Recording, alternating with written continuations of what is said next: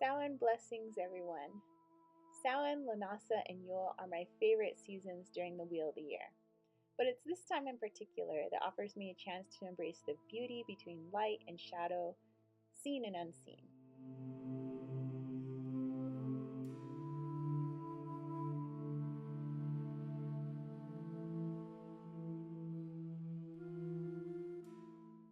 I'm offered a chance to reflect on all the choices I've made and the actions I've taken since the Holly King gave way to the lengthening of the day.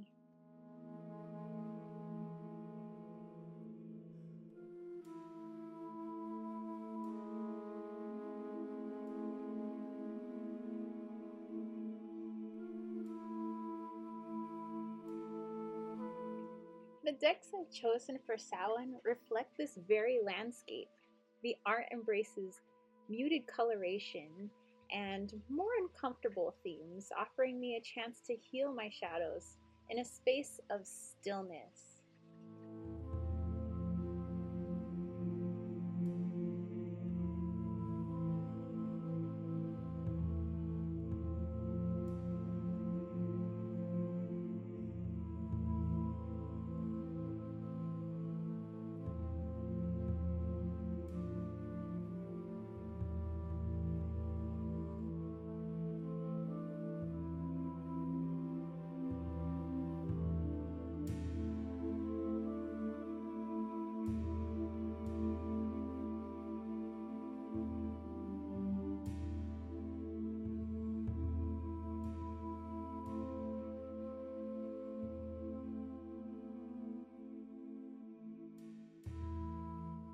When creating my altar, I like to incorporate as much of the natural landscape as possible. I have a deep connection with the birds in our area, so of course I'm going to be incorporating their naturally shed feathers. You'll notice that I have a couple of different kinds of owl feathers, raven, blue jay, northern flicker, doves, so many different kinds. But not just birds that you'll find on my altar, you'll find different kinds of bones as well. I have a thing for bones. So you notice that there are horse bones that we found, there are other animal bones, deer bones, so on and so forth, naturally shed snake skin. I also consider myself the queen of herbs, so especially when it starts to get cooler out, I'm making all different types of herbal teas.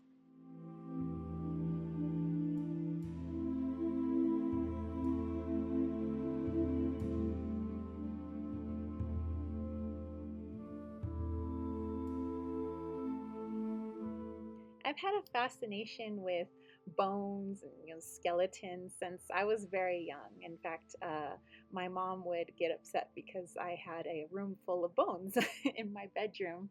But I love to connect to its energy. It's not just connecting to the spirit of the animal, but it's connecting to the life force energy of the earth itself.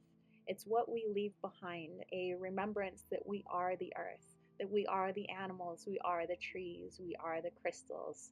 And for me, this is something very sacred, very special. And, I assume that one day when I too shall pass, I wouldn't mind someone embracing my bones as well.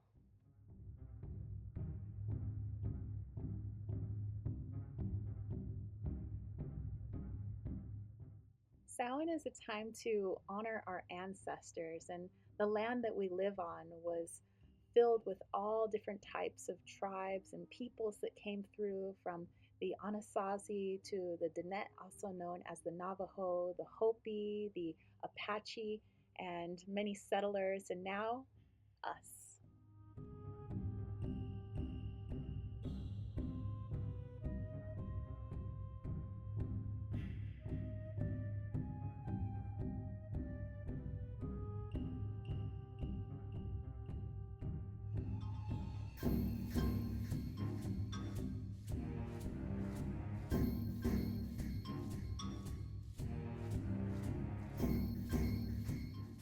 One of my favorite things to do as we approach Samhain is actually to leave all of my working decks out underneath the moonlight.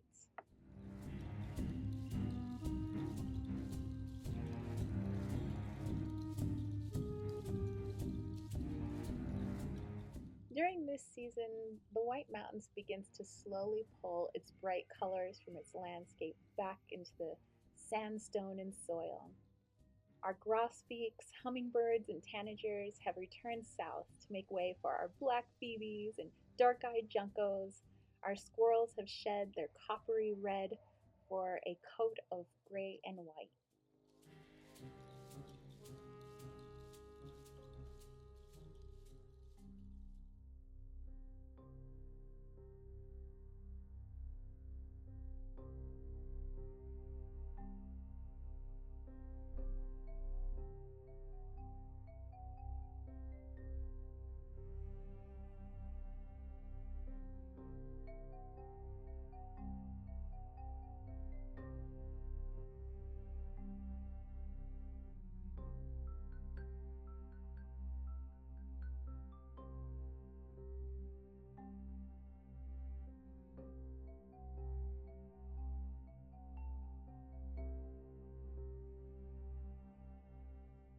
I love to watch our landscape change, no matter what the season is, but of course, Samhain in particular.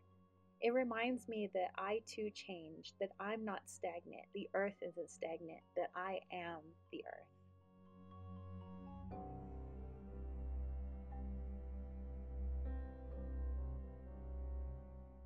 The decks that I'm showing you here are my more standout decks. Of course, I'm working with quite a few decks this season, but I love the way the art in these particular decks plays with my intuition. They offer me a perspective that is so different and definitely helps with my healing. And you guys know that I'm all about the healing.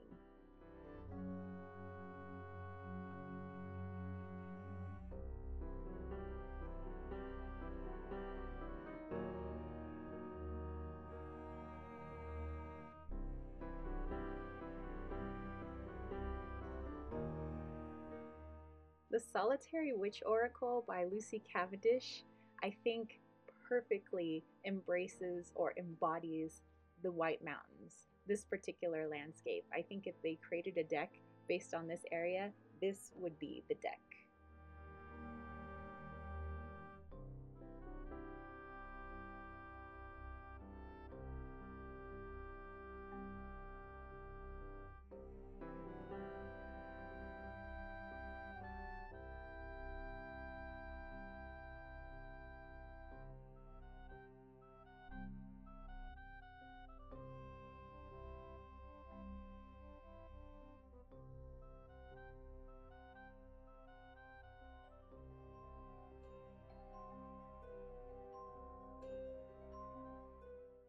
Ah, the Tarot de la Nuit. This is my soul deck.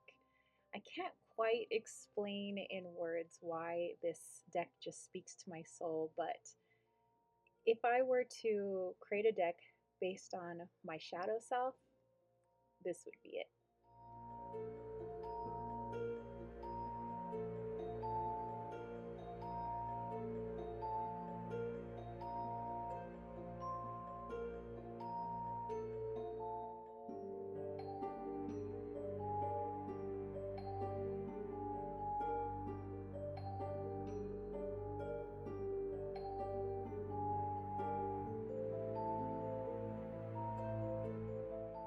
The Tarot Z by Alejandro Colucci is wow. The art is number one amazing, but I love how eerie it is to think that the undead could come back and chase us, even not just the slow moving zombies, but running after us. And to me, this embraces how I think of our shadows.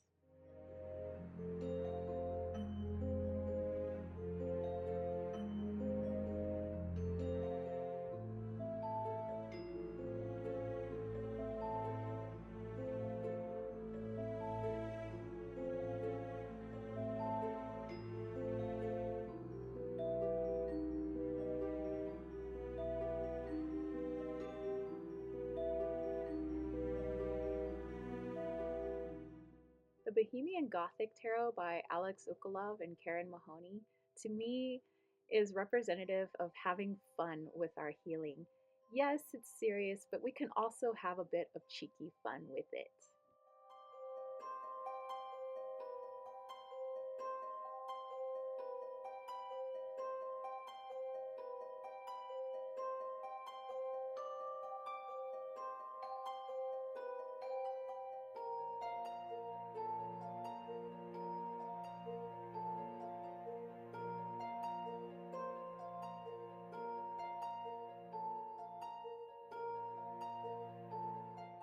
Dark Mansion Tarot is a favorite of both James and myself.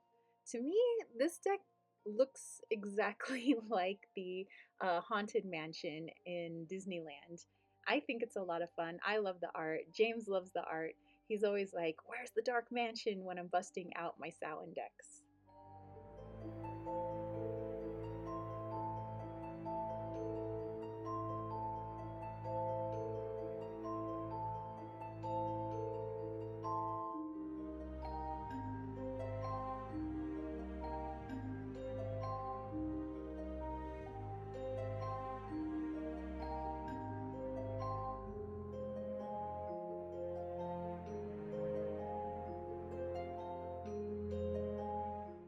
The Macabre Tarot by Sam West is my favorite deck to utilize for dream work, especially during Samhain.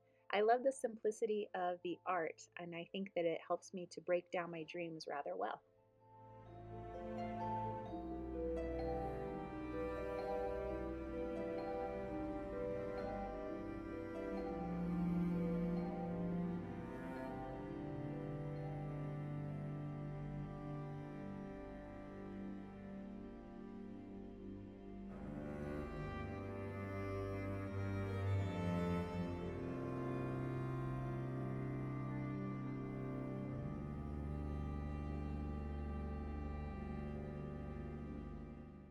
I work with the Santa Muerte Tarot by Fabio Lestrani basically all year round, but it's definitely one I like to utilize during Dia de los Muertos and Dia de los Niños, and oftentimes people refer to her as La Santísima or La Flaquita.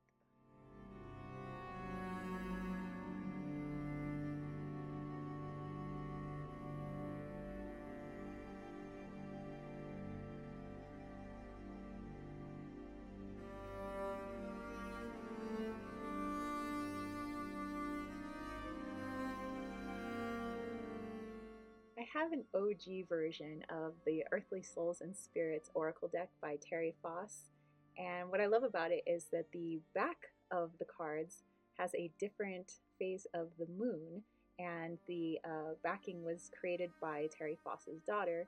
Well, of course, Terry Foss herself created all of the beautiful images that you see.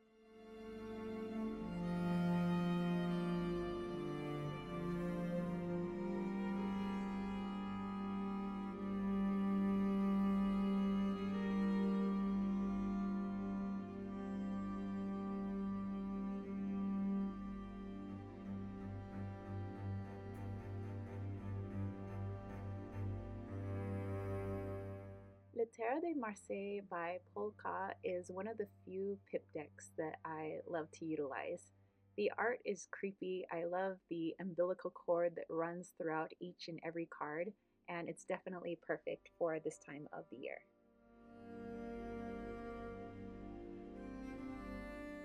I would love to hear what decks you guys are working with this season, and what does Samhain bring up for you?